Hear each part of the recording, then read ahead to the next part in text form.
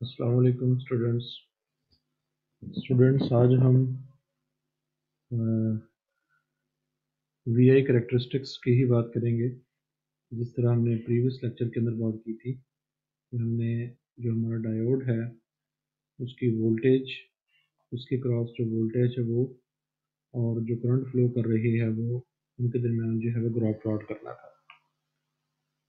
तो last lecture में हमने ग्राफ प्लॉट किया था when the diode was forward biased, जब डायोड जो था वो हमारा फॉरवर्ड बाइस्ड था। तो आज हमने बात करनी है कि जब डायोड जो है वो हमारा रिवर्स बाइस हो।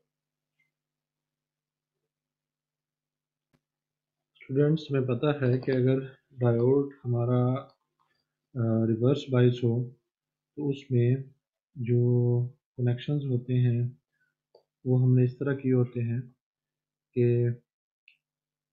ये फर्स्ट कर ले हमारा जो है वो डायोड है और इसका ये पी टाइप हिस्सा है, ये एन टाइप हिस्सा है बार वाला। तो यहाँ पे हमने एक रेजिस्टेंस लगा देनी है, जैसे कि हम पहले बात कर चुके हैं। करंट को लिमिट करने के लिए हम ये रेजिस्टेंस लगाते हैं और इसको हमने बैटरी के नेगेटिव से और जो पॉजिटिव पार्ट वाला हिस्सा है उसको डायोड के एन टाइप से जो है वो अटैच करना है। इस कंडीशन को हम नाम देते हैं रिवर्स बाइस्ड कंडीशन। तो ये हमारी सर्किट डायग्राम है। अगर हम ब्लॉक डायग्राम की बात करेंगे तो ब्लॉक डायग्राम में आपको पता है कि हम इसको एक ब्लॉक से रिप्रेजेंट करते हैं।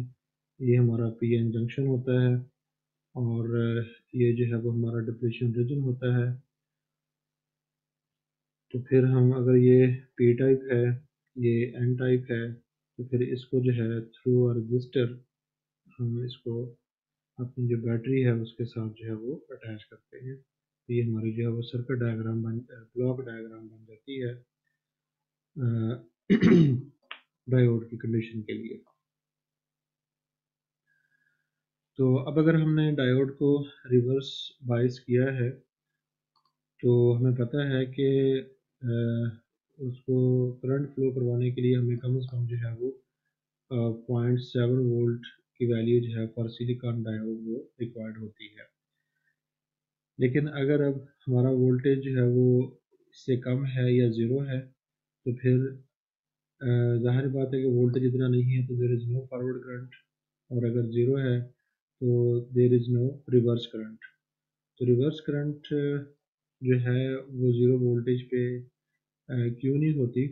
जैसे कि हमें पता है कि अगर ज़ीरो वोल्टेज हमने लिया है तो उसका मतलब ये होगा कि अभी हमने बैटरी जो है वो कनेक्ट नहीं की, जिसकी वजह से जो कैरियर्स हैं वो मूव नहीं कर रहे। तो इसलिए एट ज़ीरो वोल्टेज जो रिवर्स करंट होती है वो ज़ीरो होती है।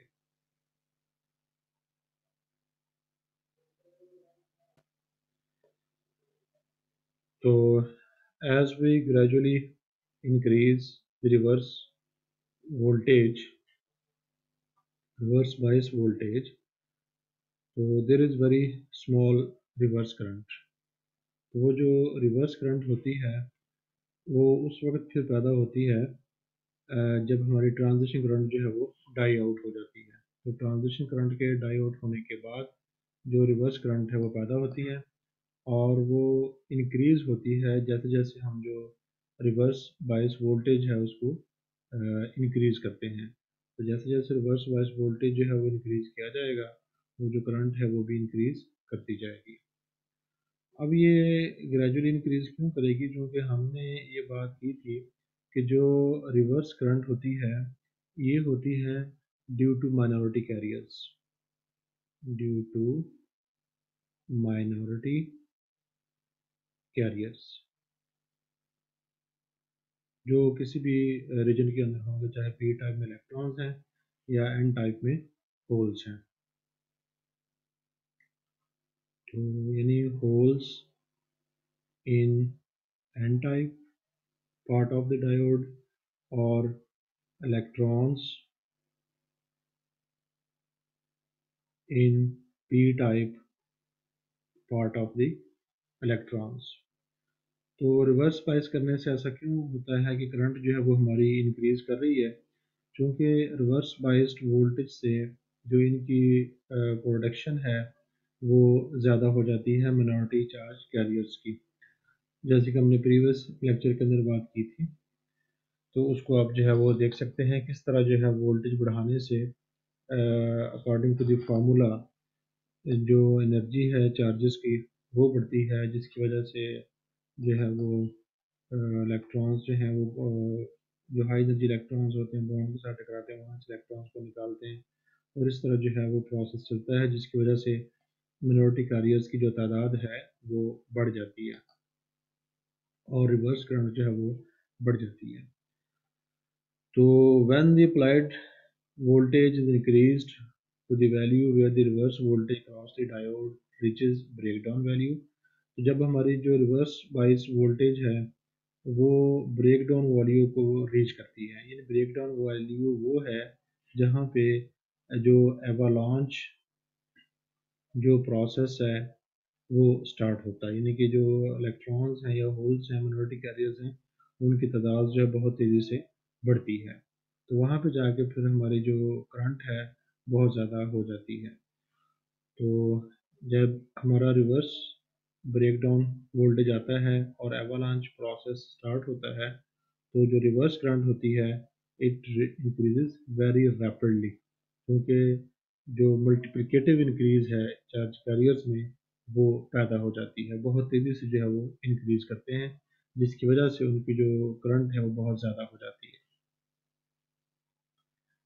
So as we continue to increase the bias voltage, the current continues to increase very rapidly, but voltage across the diode remains the same. इसको हम जो है वो डायग्राम के अंदर देखेंगे और इस प्रॉपर्टी को हम इस्तेमाल भी करते हैं जब हम वोल्टेज रेगुलेशन की जो है वो बात करेंगे। तो ब्रेक डाउन विद एक्सेप्शन, तो विद एक्सेप्शन से मुराद ये है कि जहाँ पे हमने इसको एज ए वोल्टेज रेगुलेटर इस्तेमाल करना है वहाँ पे इज़ नॉट नॉर्मल मोड, तो वहाँ पे नॉर्मल मोड का तो इस्तेमाल होता है, लेकिन आम तौर पे ये पीएन जंक्शन डायोड के अंदर ये एज ए नॉर्मल मोड जो है रिवर्स बायस्ड रीजन या रिवर्स ब्रेक डाउन रीजन जो है वो एज ए नॉर्मल मोड जो है वो इस्तेमाल नहीं होता। तो कहाँ पे इस्तेमाल होगा? जब हम बात करेंगे वोल्टेज रेगुलेशन की, और उसके लिए स्पेशल डायोड्स बनाए जाते हैं जिनको हम नाम देते हैं ज़ीनर डायोड्स। बहरहाल जब इनकी बात होगी तो फिर हम करेंगे। तो अब हम जो वोल्टेज है और जो करंट है उनके क्रॉस जो है वो एक ग्राफ जो है दोनों का प्लॉट करते हैं। तो ग्राफ प्लॉट करके हम फिर देखेंगे कि हमारा जो रिज़ल्ट है वो किस तरह का आता है। तो यहाँ पे हम इसका जो है वो ग्राफ प्लॉट करते हैं। तो ये जो है रिवर्स बाइस्ड जो पार्ट है हमारे डायोड का कर्व का वो प्लॉट किया गया है। अब डायग्राम से हम ये देख सकते हैं कि जैसे जैसे हम रिवर्स बायस वोल्टेज को इंक्रीज कर रहे हैं जो कि from right to left increase कर रहा है, यानी फ्रॉम राइट टू लेफ्ट इस तरफ जो है हमारी वोल्टेज वैल्यू जब इंक्रीज कर रही है रिवर्स बायस वोल्टेज की, तो जब वोल्टेज हमारी ज़ीरो है इस पॉइंट पे, जब वोल्टेज ज़ीरो है तो जो हमारी रिवर्स करंट है वो भी ज़ीरो है। लेकिन जब वोल्टेज हम बढ़ाते हैं तो बहुत माइन्यूट इंक्रीज जो है वो वोल्टेज में आती है। तो इसको ज़रा हम जूम इन करके जो है वो देख सकते हैं।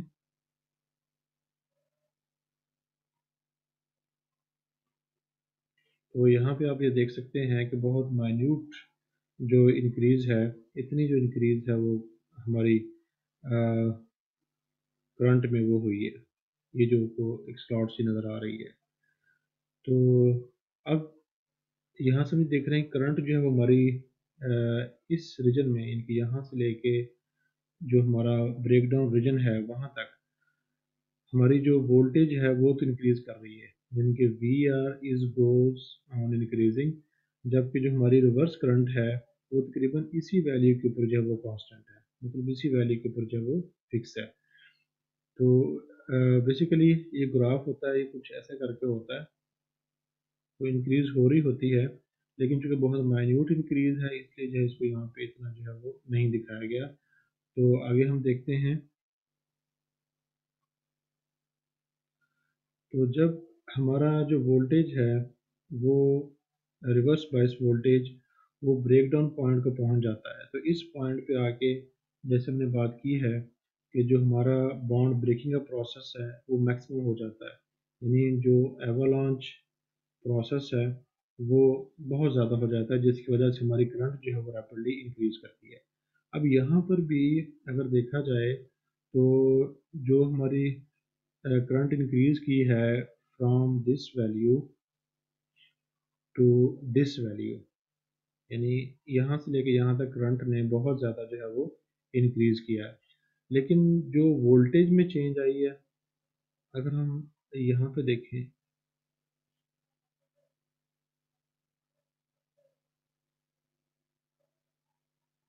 तो वोल्टेज में चेंज जो है वो बहुत कम है। यानी अगर हम इसको मज़ीद क्लोज करके देखेंगे तो पता चलेगा कि वोल्टेज चेंज जो है वो as compare to increase of current बहुत ही कम है। तो यानी हम ये कह सकते हैं कि इस हिस्से में जो हमारी वोल्टेज है, जो रिवर्स वोल्टेज हमने अप्लाई की हुई है, इट नियरली कांस्टेंट। तो ये जो रीजन होता है इसको हम जो है वो वोल्टेज रेगुलेशन के लिए इस्तेमाल करते हैं, यानी करंट तो हमारी इंक्रीज हो जाती है लेकिन वोल्टेज जो है वो कांस्टेंट रहता है, लेकिन उसके लिए हमने इस वेरिएशन को मज़ीद जो है वो कम करना होता है। ये जो कांस्टेंट करंट के लिए वोल्टेज की वेरिएशन आ रही है तो उसको कम करने के लिए स्पेशल किस्म का डायोड जो बनाए जाते हैं, जैसे हमने पहले बात की है कि उन डायोड को हम जीनो डायोड जो है वो कहते हैं। बहरहाल इस रीजन के अंदर जो है वो प्रोसेस जो है वो वोल्टेज रेगुलेशन का होता है, जिसका हम कमिंग लेक्चर्स के अंदर पढ़ेंगे। तो इस ग्राफ में दोनों जो कर्व्स थी उनको हमने प्लॉट किया है, यानी ये वाला जो हिस्सा है ये फॉरवर्ड बायसिंग के लिए और ये वाला जो हिस्सा है ये रिवर्स बायसिंग के लिए। तो ये जो है हमारी कंप्लीट वी आई कर्व है फॉर डायोड ऑपरेशन। तो जैसे कि हम प्रीवियसली बात कर चुके हैं, जो हमारी रिवर्स करंट है उसकी जो रेंज होती है वो होती है माइक्रो एम्पेयर्स में या फिर जो होती है वो नैनो एम्पेयर्स में होती है। और इस तरह जिस तरह यहाँ पे हमारी जो करंट है फॉरवर्ड करंट बहुत तेज़ी से इंक्रीज करती है, उसको हम नी पॉइंट का नाम देते हैं। इसी तरह यहाँ पर भी जो करंट जहाँ पे बहुत तेज़ी से है रिवर्स करंट इंक्रीज करती है तो उसको भी हम जो है वो नी पॉइंट का नाम देते हैं, जहाँ से बहुत रैपिड चेंज जो है वो स्टार्ट हो जाती है। तो स्टूडेंट जैसे हमें पता है कि जो करंट कैरियर्स हैं हमारे सिलिकॉन डोप जो है वो जो हमारा एक्सट्रिंसिक मटेरियल है उसके अंदर जो बॉन्डिंग होती है, तो बॉन्डिंग के टूटने की वजह से उसमें जो कैरियर्स हैं उनकी जो तादाद है वो इंक्रीज कर सकती है। तो अब वो जो कैरियर्स हैं दो तरह से वो जो इंक्रीज हो सकते हैं, एक तो अगर हम वोल्टेज अप्लाई करके एक एनर्जी जो है वो अप्लाई एनर्जी जो है वो इंक्रीज कर दें, sorry U equals to Q V, तो जो इलेक्ट्रिकल एनर्जी है वोल्टेज सोर्स से वो हम अप्लाई करके उनकी एनर्जी इंक्रीज कर दें, या फिर हम थर्मली जो एनर्जी है उसको सप्लाई करें। तो दोनों सूरतों में अगर एनर्जी जो है वो इंक्रीज होती है, बॉन्ड इलेक्ट्रॉन्स की एनर्जी जो इंक्रीज होती है तो अपने बॉन्ड को तोड़ तोड़ के वो बाहर आ जाएंगे, जिसकी वजह से हमारी जो रिस्पेक्टिव करंट्स होंगी, अगर डायोड हमारा जो है वो फॉरवर्ड बायस रीजन में ऑपरेट कर रहा है तो फिर जब बॉन्ड टूटेंगे जाहिर बात है कैरियर्स बढ़ेंगे, तो इसलिए उसकी जो करंट की वैल्यू होती है वो इंक्रीज करती है एक मखसूस वोल्टेज के लिए। यानी अगर हम वोल्टेज को जो है एक फर्ज कर लें कि 0.9 वोल्ट के ऊपर ऑपरेट करवा रहे हैं और टेम्परेचर जो है वो हमारा 25 डिग्री सेंटीग्रेड से किसी भी ऑपरेटिंग वोल्टेज से कुछ अमाउंट तक बढ़ता है, तो हमारी इस वोल्टेज के लिए जो करंट की अमाउंट होगी वो इंक्रीज कर जाएगी। तो जब करंट की इंक्रीज होगी तो डेफिनेटली जो उसकी वी आई कर्व होगी उसकी जो पोजीशन है वो भी चेंज हो जाएगी। तो इसी तरह रिवर्स बाइस में भी जब टेम्परेचर जो है वो इंक्रीज होता है, हमारी जो रिवर्स करंट है वो कैरियर्स के इंक्रीज करने से इंक्रीज होती है।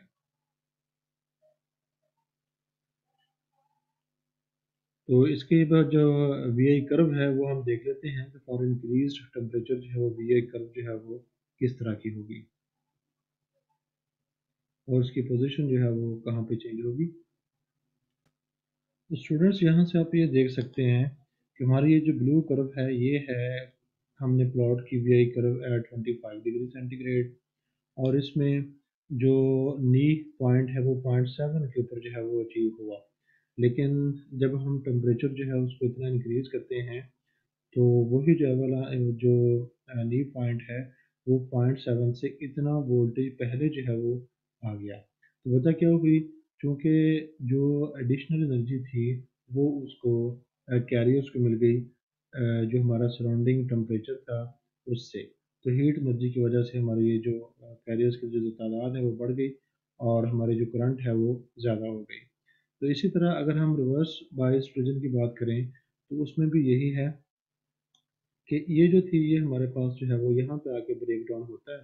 लेकिन जब हम बात करते हैं अपने इंक्रीज्ड टेम्परेचर के ऊपर, तो फिर ब्रेक डाउन यहाँ होने के बजाय वो यहाँ पे हो जाता है, क्योंकि कैरियर्स की जो तादाद है वो टेम्परेचर के इफेक्ट से भी बढ़ेगी। तो इस तरह जो टेम्परेचर है वो हमारी जो करंट है उसकी वैल्यू को चेंज जो है वो कर सकता है। तो उम्मीद है स्टूडेंट्स आपको जो है वो समझ आई होगी। तो अब इंशाल्लाह नेक्स्ट लेक्चर के अंदर जो है मिलते हैं। अस्सलाम वालेकुम।